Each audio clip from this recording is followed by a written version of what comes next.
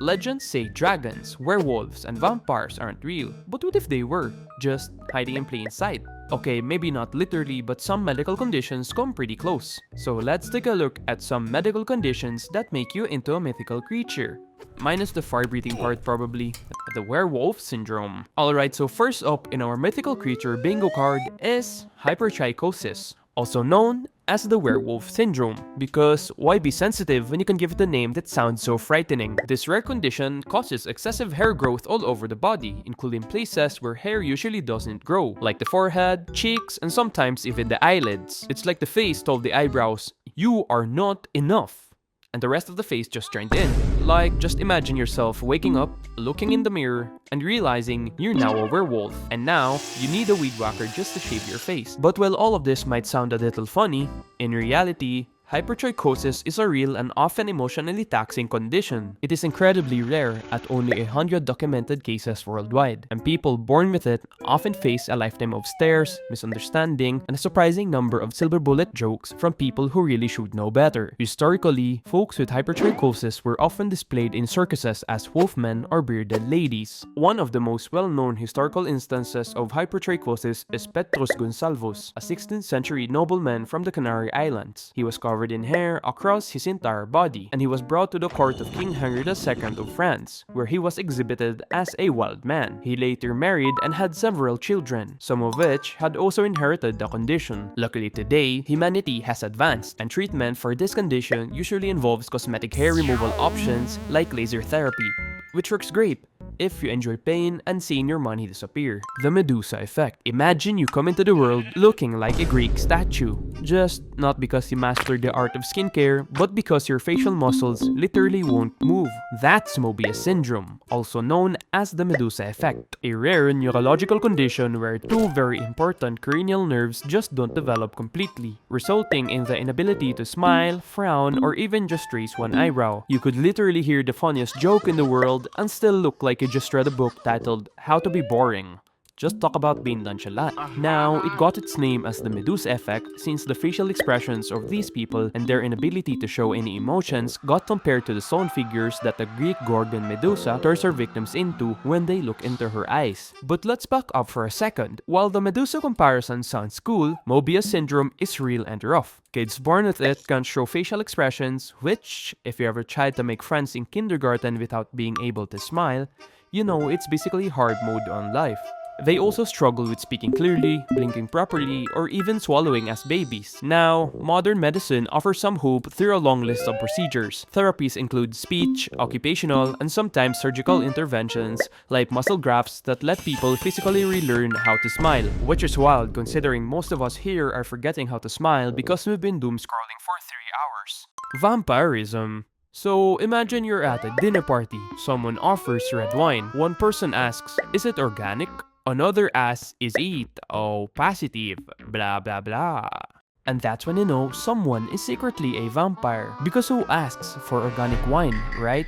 Kidding aside, vampirism or Rainfield syndrome is a rare psychiatric condition where people feel an overwhelming urge to drink blood. Sometimes it starts small, drinking their own blood, which is called auto-vampirism, and then it escalates to consuming animal blood, which is called zoophagia. And in some unfortunate cases, some attempt to drink the blood of other people. This syndrome is named after Rainfield, a character in Dracula who thought consuming living things gave him strength, which sounds like something your gym bro would say if he misunderstood protein shakes. Now, this isn't some kind of edgy lifestyle choice. It's a serious, often distressing condition that typically begins in childhood. Early signs can include self-harming to drink their own blood, a fixation on violence or blood rituals, and a growing disconnection from reality. And yes, there have been some extreme cases. One infamous example is a man named Richard Chase. He believed that he needed blood to survive and went on to commit horrific crimes. And because of that, he was known as the Vampire of Sacramento, in which he offed 6 people and drank their blood.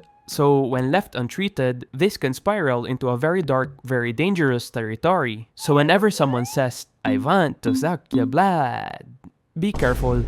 The Mermaid Syndrome. Imagine being born part fish and having absolutely zero say in the matter. No magic pearl, no enchanted trident, no ocean friends. Just you, a fused pair of legs, missing kidneys, and a very confused team of doctors trying to figure out what her body was doing for the last 9 months. That's cyanomelia, also known as the Mermaid Syndrome. In this condition, the lower limbs are fused together at birth, giving the appearance of a mermaid tail, which might sound mythical until you realize that the tail also comes with a whole checklist of life-threatening complications. This condition, just like any other syndromes in this list, is also rare, like 1 in about 100,000 births. The reason this happens is due to something called the vitelline artery steal, which, yes, sounds like a spell you'd hear from Harry Potter or Lord of the Rings. What it actually means is that the blood gets diverted away from the lower part of the developing fetus. Now, because of the internal complications, especially the kidney and the bladder being almost non-existent, most infants with cyanomelia don't survive the past few days. In fact, statistically speaking, about 98% of the cases result in death shortly after birth. Medically speaking, cyanomelia is considered one of the most difficult congenital conditions to treat. It often requires teams of surgeons, specialists, and sometimes limb separation surgeries. But it's not just the limbs that needs fixing, it's the entire lower system. That means reconstructing internal organs, rerouting bodily functions, and sometimes inventing new ways to do basic things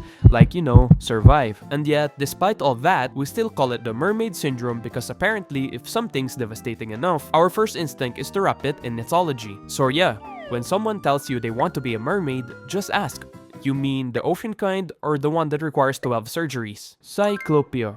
Imagine again that you are born, and instead of the usual set of 2 eyes spaced respectfully apart, there's just one eye, dead center, and no spares, which is fine if you're a webcam, but not so great if you're developing a human. This condition is called Cyclopia, and while the name might sound like a discount villain from a cartoon, the reality is far more serious. Cyclopia is another rare congenital disorder occurring roughly in 1 in 100,000 live births. So what is happening here, you ask? Well, basically, during the early development, the brain fails to split into 2 hemispheres, and when that split doesn't happen, it messes up everything else. The eyes, which usually develop from 2 separate fields, end up forming 1 central eye socket. Sometimes the normal pair of eyes is fully fused into 1 eye, and in other times, 2 eyes are stuck awkwardly close together in the middle like they didn't get the memo on personal space. It can also come with a single nostril, missing nose, malformed mouth, and no real chance of long-term survival. Most babies with cyclopia pass away within hours,